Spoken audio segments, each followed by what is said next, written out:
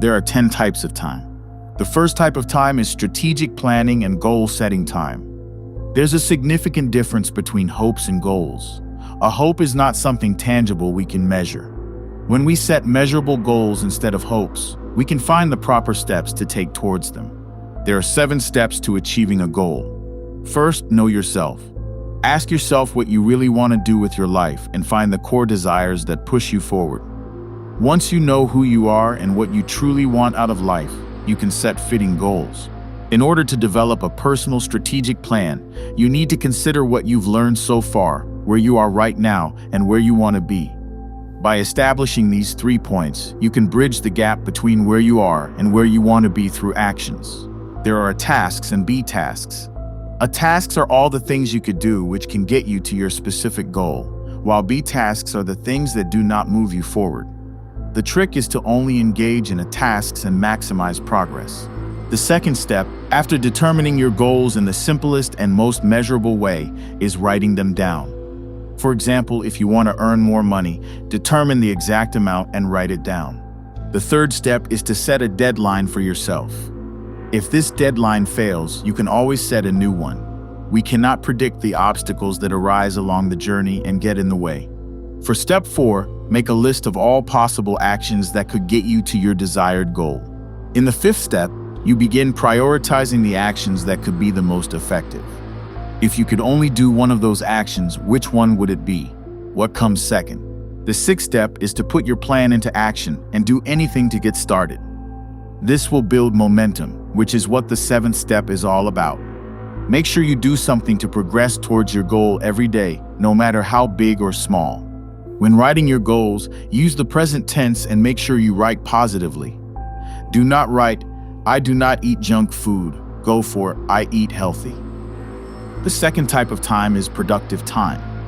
The way to get more things done with the time available boils down to clarity, focus, and concentration.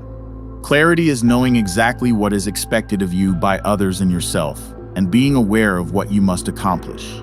People usually look for warmth and competence in others, so you need to work on showing up as both a friendly and productive person.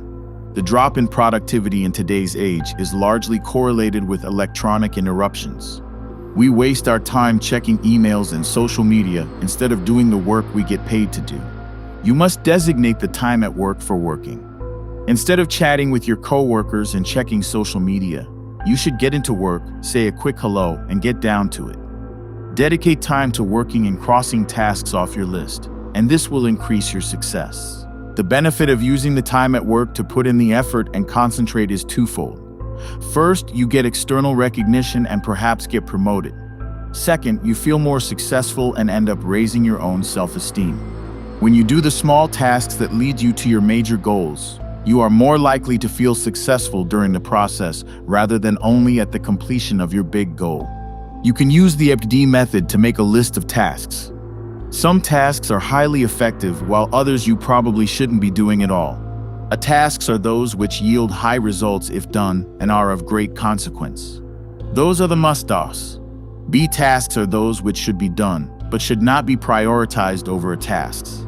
They have less serious consequences. C tasks are those which probably do not lead to any negative consequences if not done. They are good to do but aren't necessary. D tasks, on the other hand, are those which you could delegate and probably should not be doing. Finally, E tasks are a waste of time.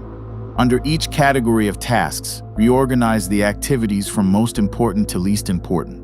Keep in mind the law of 3, which states that 3 of the most important tasks we engage in amount to 90% of the value of what we do.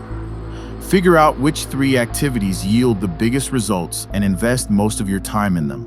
The third type of time is income improvement time, in which you increase your ability to earn more by developing highly demanded skills. These skills could be things you can do that others cannot offer. If you do not improve your earning ability, you will end up never moving forward or increasing your income. Skills that do not evolve lose their value over time.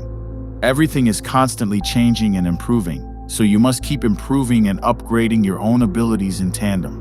3 things determine how much you earn: the work you can offer, how skilled you are at doing your job, and how easy it is to find a replacement.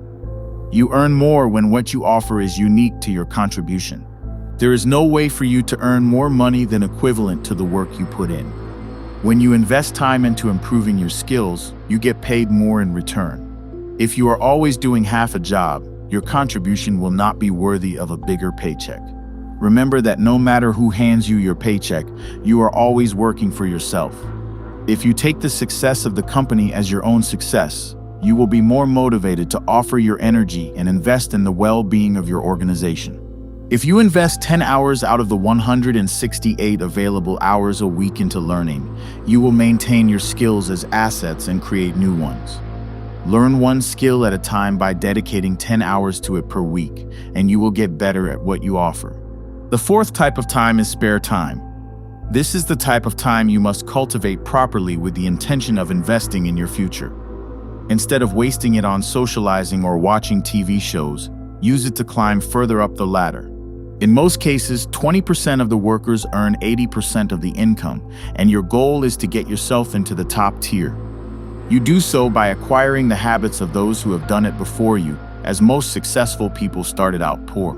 Dedicate your spare time to acquiring skills and transforming them into habits. Read books, talk to successful people, and watch seminars. When you apply the wise words of successful people to your own life, change happens. Work time is the fifth type of time. Your goal here must be to use this time strictly for working. Work time is not check your phone time. The extent to which you engage in work time either makes you or breaks you. There are many distractions which may deter you from making the most out of the time you have available at work. The most obvious distractions are electronic interruptions such as phone calls and emails. In case of these distractions, you can start by reconditioning yourself to leave things hanging. Let your phone ring without picking it up. Only respond to phone calls and emails during a specific time of the day. Take notes on the phone to avoid repeating any calls. Sometimes, meetings in and of themselves are a waste of time. If it can be said in an email, do not request a meeting. Limit your time and finish once time runs out. Start with the most important points and be as specific as possible. Emergencies can be time wasters. Do not rush to act on the slightest mention of an emergency.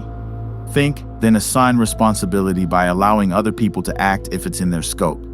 If the same emergency happens often, develop an easy strategy for others to follow without your involvement. Procrastination is one of the top time wasters. To avoid it, break down your tasks by making a list of every possible step you need to complete. Begin small and then build momentum or start big so that the easier tasks appear tiny in comparison to what you already completed. Do not waste time on conversations that do not get you anywhere in life.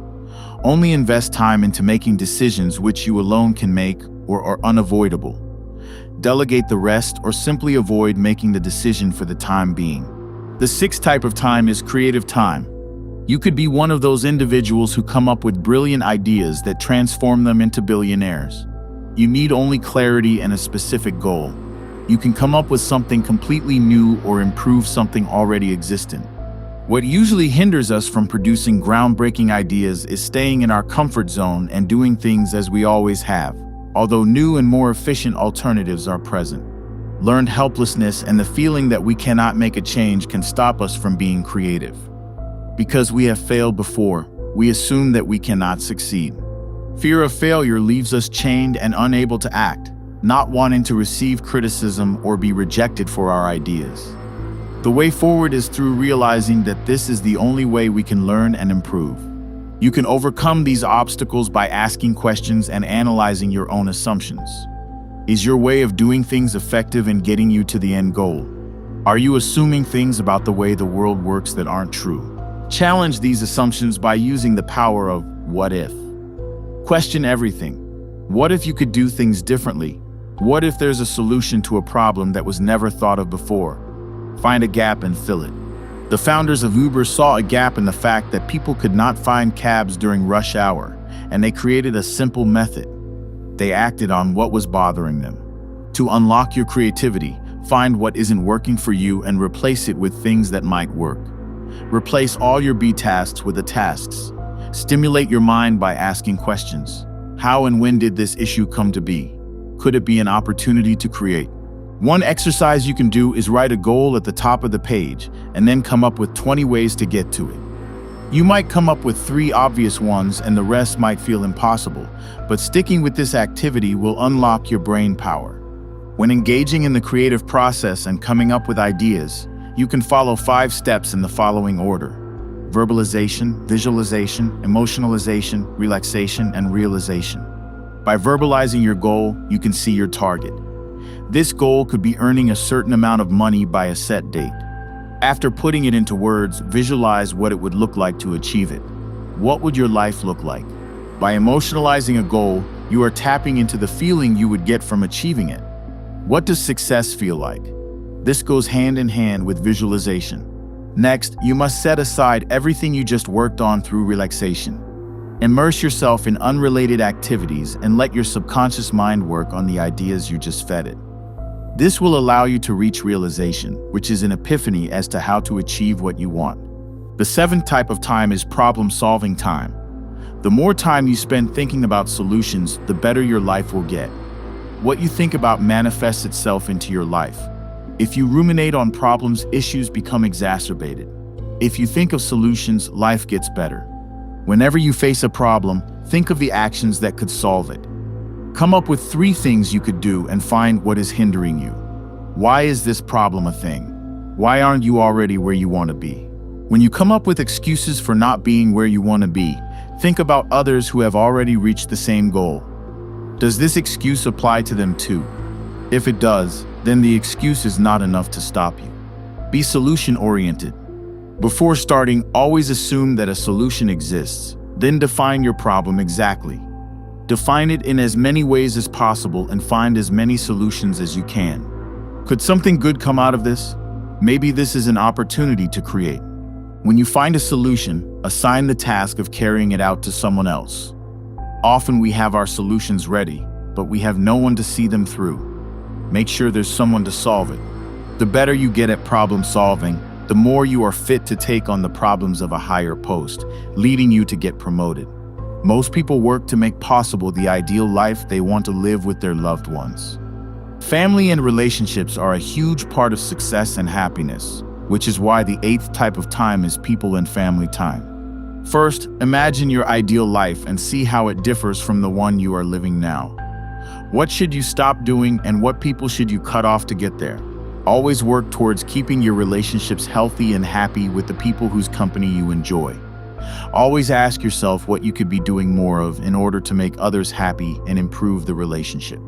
When you spend time with your family and important connections, make sure you are completely and totally present. Do not use your phone or your computer. Dedicate your undivided attention to them and what they're saying. Make them feel important and heard. One of the best ways to build trust is to make sure you listen to others. You can do that by giving them your attention, thinking before replying, and without jumping to interrupt, asking questions, and mirroring what they're saying to make sure you understood correctly. In order to be successful and earn the admiration and respect of others, you must maintain positivity. Nobody likes to feel criticized in a destructive manner. You should never argue. Instead of disagreeing with people, you can ask questions about their opinion in hopes of redirecting them to different evidence or learning from what they think. Do not press if they're wrong. It doesn't make a difference. Smile at people to show acceptance and express your admiration by complimenting others. Show your appreciation by thanking them for the good things they do, and show you care by listening and paying attention. Get rid of negative people in your life. They do not bring you anything. They just make your life harder and unhappier. The 9th type of time is relaxation time. Your brain is like a battery. It needs to be recharged. About 80% of our energy is spent on mental and cognitive processes, so it is important to make sure that you relax properly to work properly.